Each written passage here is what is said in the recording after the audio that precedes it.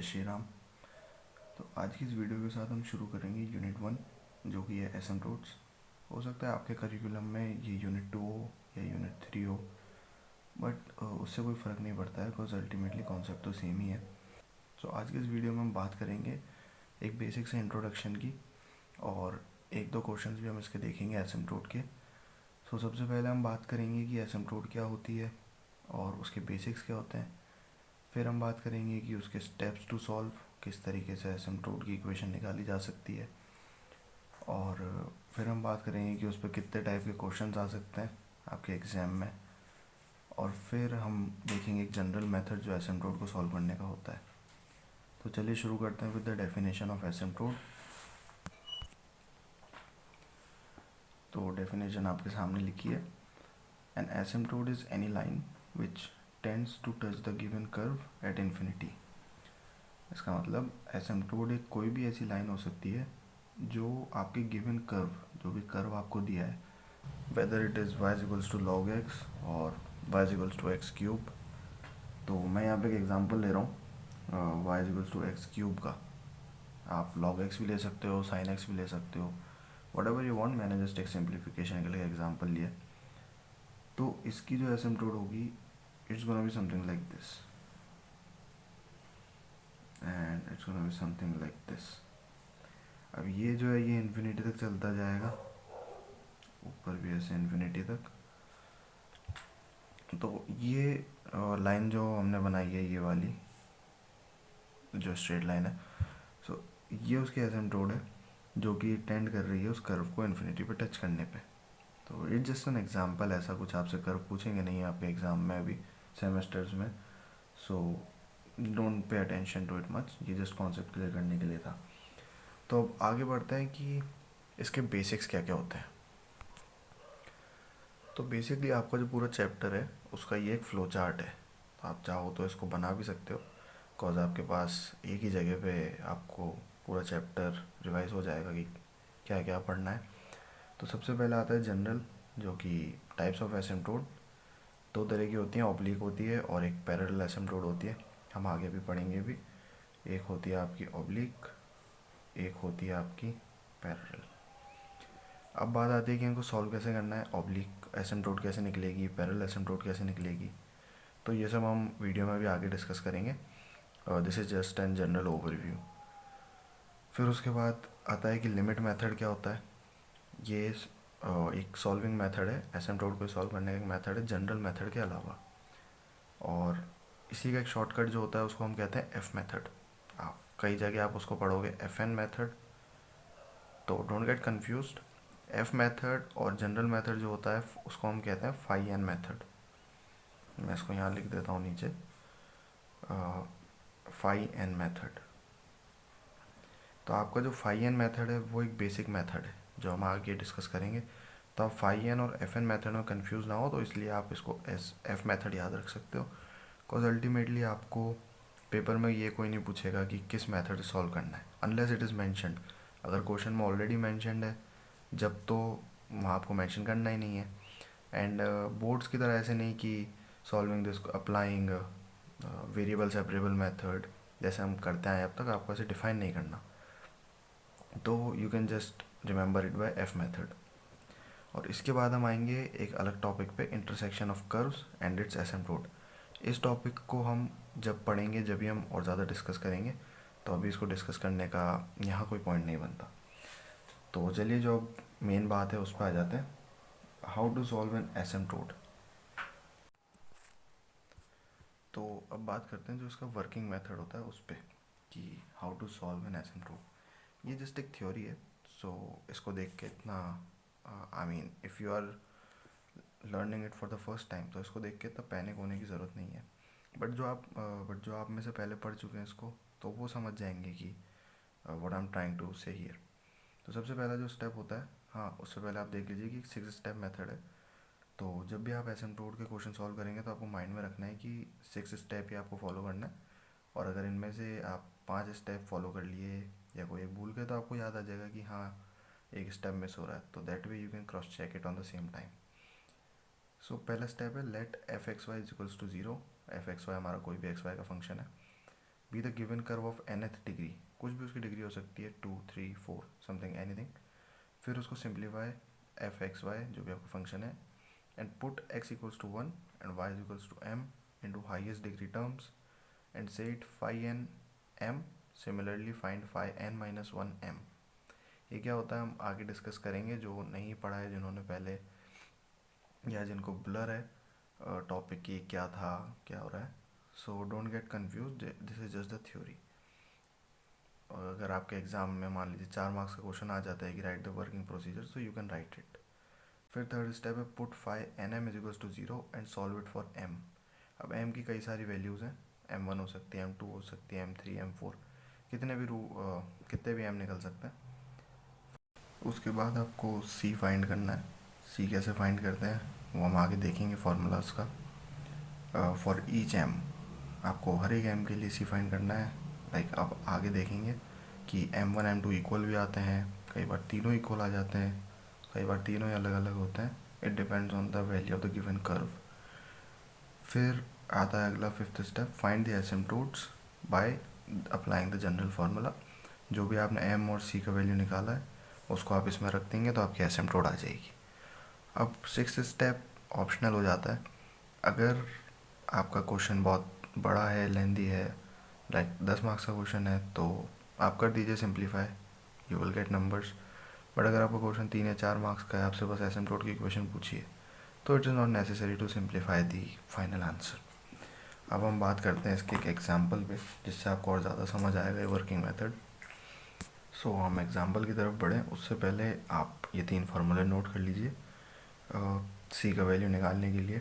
अगर जो हमारा m है उसके जितने भी हमारे m आएंगे depending on the degree of the curve की डिग्री के अनुसार हमारे जितने भी m आएंगे उसके अकॉर्डिंग c के 3 फार्मूले हैं। पहला फार्मूला ये रहा, दूसरा ये और तीसरा ये। तीनों में अंतर ये है कि अगर m की सभी वैल्यू डिफरेंट आती हैं तो आप पहला वाला फार्मूला यूज़ करोगे। दूसरे में ये कहा गया है कि अगर 2 वैल्यू सेम है m की तो आप ये यूज़ करोगे, और अगर सारी वैल्यू सेम है तो आप ये यूज़ करोगे। अब डाउट कहाँ आता है कि हमने यहाँ पे तो c इज इक्वल्स टू ये क्वांटिटी लिखी है, और यहाँ हमने c इज इक्वल्स टू कुछ नहीं लिखा, बस एक ये वैल्यू लिखी है क्वांटिटी और इक्वेट कर दिया उसको 0 से, और सेम हमने यहाँ किया है। तो यहाँ हमें c इज इक्वल्स टू कुछ लिखने की ज़रूरत है या नहीं, तो आपको कुछ नहीं लिखना। जब आप इसको सॉल्व करोगे, जैसा ये लिखा है फॉर्मूला में वैल्यू डालोगे, अपने आप c निकल के आ जाएगा, यहाँ भी c इज इक्वल्स टू अपने आप आ जाएगा। सो आपको बस करना इतना है कि तीनों फार्मूले याद कर लेना है। अब हमारा जो क्वेश्चन है उसमें हमें दिया हुआ है find the asymptotes of the given curve. ये हमें एक कर्व दिया हुआ है, यहाँ पे ये कर्व लिखा है एफ एक्स वाई। आपको ये डायरेक्ट भी दिया हो सकता है कि एफ 2x, जो इसकी वैल्यूज़ हैं ये आपको आपके पेपर में डायरेक्ट लिखी हुई भी मिल सकती हैं। तो इन केस अगर आपके पेपर में ये टर्म ना लिखी हो तो डोंट गेट कंफ्यूज। अगर आपको सीधा सा ये दिया हो क्वेश्चन के साथ find the asymptote of the given curve and ये लिखा हो, तो समझ जाना कि you have to do the same thing. अब इसको हम सॉल्व करते हैं। So how do you solve this. सबसे पहले जो भी सेम डिग्री टर्म्स हैं, सबसे पहले आप देखोगे हाईएस्ट डिग्री। हमारे पास है हाईएस्ट डिग्री 3, यानी कि हाईएस्ट डिग्री 3। आपको ये लिखना नहीं है, ये मैं जस्ट आपके अंडरस्टैंडिंग के लिए यहाँ लिख रहा हूँ। हम आगे जो क्वेश्चन करेंगे आपको उस तरीके से प्रोसेस को फॉलो करना है। ये पहला क्वेश्चन है तो आपको समझ आ जाए, इसलिए मैं आपकी अंडरस्टैंडिंग के लिए सब कुछ लिख रहा हूँ। सो हाईएस्ट डिग्री हमारे पास 3 है। अब हम क्या करेंगे, जितने भी हाईएस्ट डिग्री वाले टर्म्स हैं उन सबको क्लब कर लेंगे।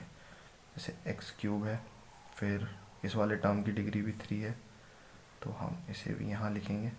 इसकी डिग्री भी 3 है तो हम इसे भी यहाँ लिखेंगे, और 2y³ की डिग्री भी 3 है।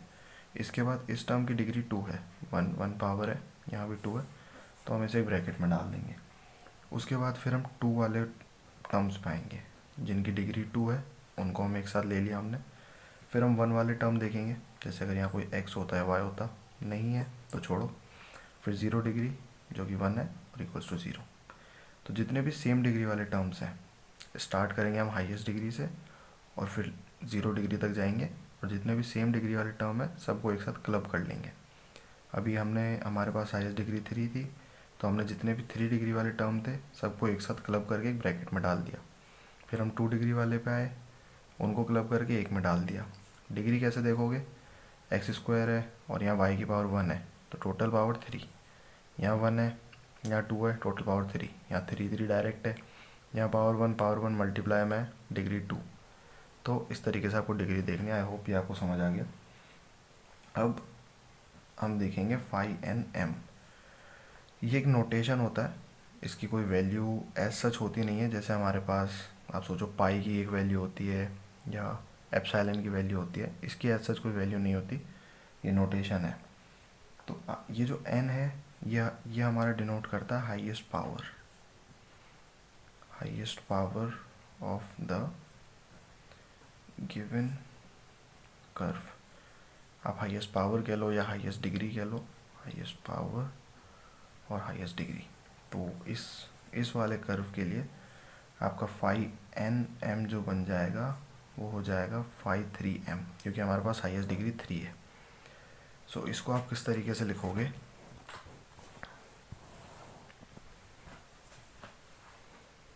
तो you have to write it like this, phi 3m is equals to, हाँ ये लिखने से पहले का जो स्टेप है आपको क्या करना है, ये तो हमारा हो गया स्टेप 1। अब आपको क्या करना है, जो भी x है उसको रिप्लेस कर दो 1 से, और जो y लिखा है पूरे कर्व में उसको रिप्लेस कर दो m से। तो ये कर दोगे तो उसके बाद वो कुछ इस तरीके से हो जाएगा आपका कर्व, 1 की पावर 3 प्लस 2 1 का स्क्वायर प्लस y है तो m लिख दूंगा -1 इंटू एम स्क्वायर -2 m क्यूब, ये मेरा एक ब्रैकेट, फिर यहाँ 1 into m minus m square -1 is to 0। तो ये कुछ इस तरीके से हो जाएगा, एम स्क्वायर -2m क्यूब। तो जब हम x को 1 से रिप्लेस करेंगे यहाँ पे इस कर्व में जो हमें दिया हुआ है ऊपर, और जब हम y को m से रिप्लेस करेंगे इसी कर्व में, या आप इसको नाम दे दीजिए इक्वेशन 1। तो जब आप इन दोनों वैल्यूज़ को इक्वेशन 1 में सब्स्टिट्यूट करेंगे तो यू विल गेट दिस, जो ये लिखा हुआ है नीचे। तो सब्स्टिट्यूशन के बाद हमें जो मिला था, हमारा कर्व कुछ इस तरीके से सिंप्लीफाई हुआ था। अब आपको क्या करना है, आपको लिखना है फाई के टर्म्स में इन वैल्यूज़ को। फाई 3m का मतलब जितने भी 3 डिग्री वाले टर्म्स में आपने जो एक क्यूबिक बनाई है, अब जब आप 1 और m सब्स्टिट्यूट कर दोगे तो आप एक क्यूबिक बना रहे हो, एक क्वाड्रेटिक बना रहे हो। तो जब आप इसको सॉल्व करोगे तो जब आप इसको आपने सॉल्व कर दिया है ऑलरेडी, अब आप इसको इस तरीके से लिखो, phi 3m, phi 2m, phi 1m, phi 0m, एक डिक्रीजिंग ऑर्डर में हाईएस्ट से शुरू करके 0 तक। अब जो आपकी फाई 3m मतलब 3 डिग्री वाले जो टर्म्स थे आपके, आफ्टर सब्स्टिट्यूशन वो ये बन गए। तो you have to write it like this. फिर यहाँ पे 2 डिग्री वाले टर्म्स थे, ये हमारा ओरिजिनली तो ये था ना x y minus y square, तो 2 डिग्री वाले टर्म्स थे। तो अब हम इसको 2 डिग्री वाले फैक्टर में डालेंगे, तो ये आपका आ जाएगा m minus m square. 1 degree वाला कोई टर्म था नहीं, 0 लिख दो और इसकी जगह 1 लिख दो। अब हम निकालेंगे m, to find m। In order to find m, अब m निकालने के लिए in order to find m put या equate phi n m equals to 0। जो भी आपका हाईएस्ट डिग्री वाला फाई था उसको आप 0 से इक्वेट कर दो। इस केस में हमारे पास फाई एन एम फाई 3 था, तो हम इस वाली टर्म को 0 के इक्वेट करेंगे। तो अब हम फाई 3m इक्वल्स टू 0, तो ये जो क्यूबिक है विल बी इक्वल्स टू 0। और जब आप इस क्यूबिक को सॉल्व करेंगे तो you will get something like this. अब जब आप इस क्यूबिक को सॉल्व करोगे, इस वाली क्यूबिक को जो आपने 0 के इक्वेट किया, तो ये कुछ इस तरीके से सॉल्विंग प्रोसेस होगा आपका, और आपके पास m की 3 वैल्यूज़ आ जाएंगी। ये आप सॉल्व करके देख लेना, आई होप क्यूबिक सॉल्व करना सबको आता होगा। इसके बाद हम करेंगे टू फाइंड c। अब हम निकालेंगे c का वैल्यू। अब क्योंकि c के तीनों वैल्यूज़ अलग अलग हैं, तो हम c का ये वाला फॉर्मूला लगाएंगे, phi n minus 1m upon phi n dash into m। अब सबसे पहले हम निकालेंगे सी एम माइनस वन के लिए, सी की वैल्यू एम माइनस वन के लिए। जब एम की वैल्यू माइनस वन होगी तो सी की वैल्यू क्या आएगी, उसके लिए हम ये फार्मूला यूज़ कर रहे हैं। अब इसमें फाइव एन माइनस वन, अब तक आप समझ गए होंगे, वो होता है हमारा फाइव, वो होता है हमारा फाइव टू। तो यहाँ पे आप लिखोगे फाइव टू एम और नीचे फाइव एन डैश, मतलब जो आपका फाइव थ्री था, ये हमारा फाइव थ्री था, फाइव थ्री, इसका आप डिफ्रेंशिएशन लोगे। तो डिफ्रेंशिएशन लेने के बाद ये मैंने यहीं पे लिख दिया, ये आएगा आपके two minus two m minus six m square. तो इसको यहाँ भी लिख देते हैं, two minus two m minus six m square. तो जो फाइव टू का जो वैल्यू था हमारे पास वो था एम माइनस एम स्क्वायर, तो इसको लिखते हैं m minus m square on two minus two m. तो जब आप ये फॉर्मूला सारे रख दोगे, और अब क्योंकि हम m equals to minus one के लिए निकाल रहे हैं, तो ऑब्वियस सी बात है कि हम इसकी वैल्यूज में सब्स्टिट्यूट करेंगे।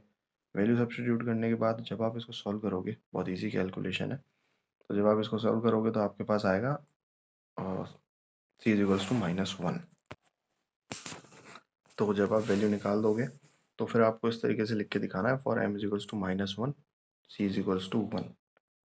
Similarly for m equals to minus one by two, आप उसके लिए सॉल्व करोगे तो you will get one by two. और एम इजिकल्स टू वन के लिए जब आप सॉल्व करोगे तो आपको सी का वैल्यू मिलेगा ज़ीरो। अब जब ये तीनों वैल्यूज़ आ गई तो इन तीनों वैल्यूज़ का करना क्या है, तो आपको अपने, तो अब हम अपने अगले स्टेप पे बढ़ेंगे। तो just simply write the equation y equals to m x plus c, और सारी सारी वैल्यूज इसमें सब्स्टिट्यूट कर दो। फॉर एसिम्प्टोट वन, तो you have to do y equals to minus one x plus c का वैल्यू वन, तो ये आएगा माइनस एक्स प्लस वन। चाहो तो इसको ऐसे ही छोड़ दो, इट इज़ प्रेफरेबल कि इसको ऐसे ही छोड़ दो। फिर then second one, for m equals to minus one by two into x plus c का वैल्यू क्या था माइनस वन बाई टू पे one by two, one by two, तो this will be minus x by two plus one by two. ये पहली asymptote, ये दूसरी asymptote, third asymptote, y is equals to one into x plus zero, y is equals to x. ये आ गई आपकी तीसरी asymptote. अब आप चाहो तो इसको सिंप्लीफाई कर सकते हो अगर ज़्यादा मार्क्स का क्वेश्चन है, लाइक 6 नंबर का या 10 मार्क्स का, वरना आप ऐसे छोड़ सकते हो, आप लिख सकते हो। फिर आप एक लाइन लिख सकते हो, the equation of asymptotes for the given curve will be this this this and that's your answer. तो ये एक था इस एसिम्प्टोट के बारे में एक बेसिक इंट्रोडक्शन और एक जनरल मेथड, जो कि आपको इस तरीके के कर्व में, जो हमें क्वेश्चन में दिया हुआ था, इस तरीके के क्वेश्चन में आपको फॉलो करना होता है।